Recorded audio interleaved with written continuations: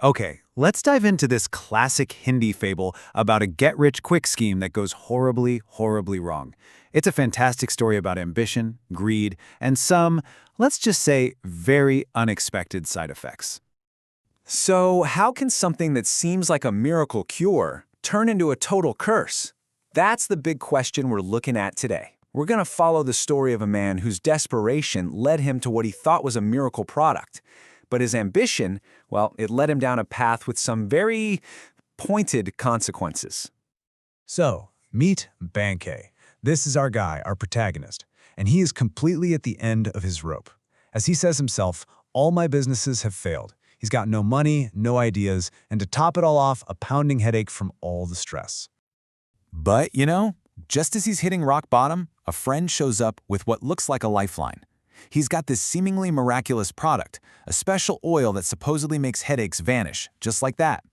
The deal's pretty straightforward. His friend will supply the oil, Bank will do the selling, and he gets to keep a 20% cut.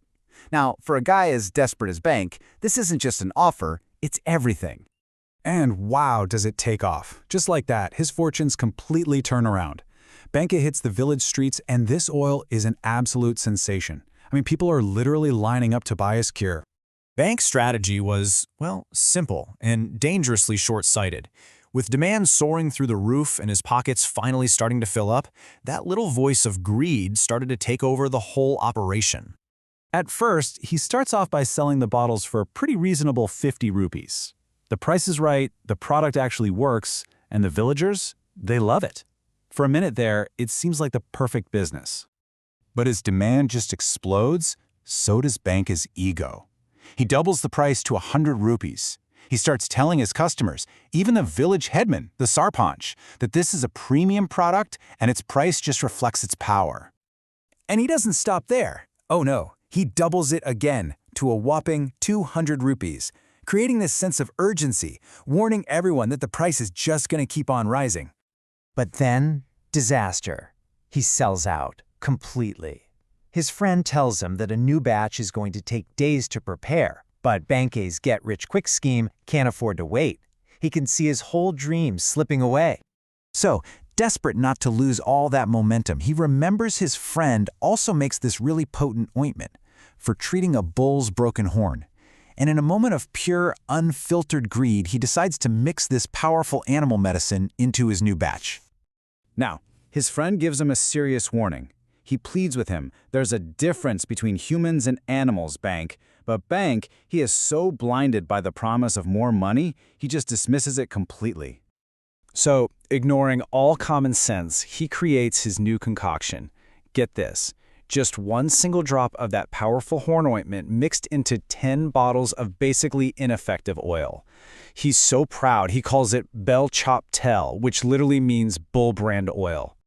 The whole village, totally eager to get more of this miracle cure, buys up his new bull brand oil. And then, well, then they wake up the next morning. The side effects are, let's just say, bizarre. From the most respected village elder to his own neighbors and friends, even a 7-year-old kid, anyone who used the oil wakes up to a pretty shocking surprise sprouting right from their foreheads.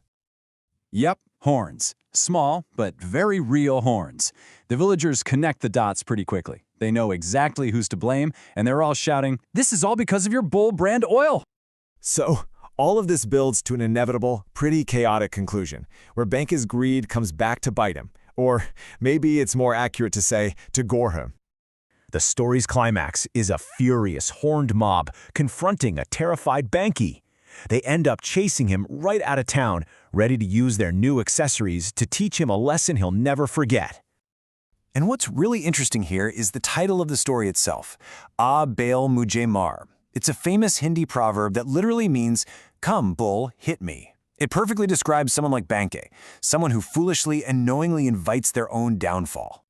So, Bankay's story is a hilarious, if painful, cautionary tale. He wanted success so badly that he took a shortcut that turned his customers into, well, monsters and himself into a target. It's a fable for sure, but it leaves us with a very real question to think about. In our own lives, where is that fine line between healthy ambition and just plain reckless self-destruction?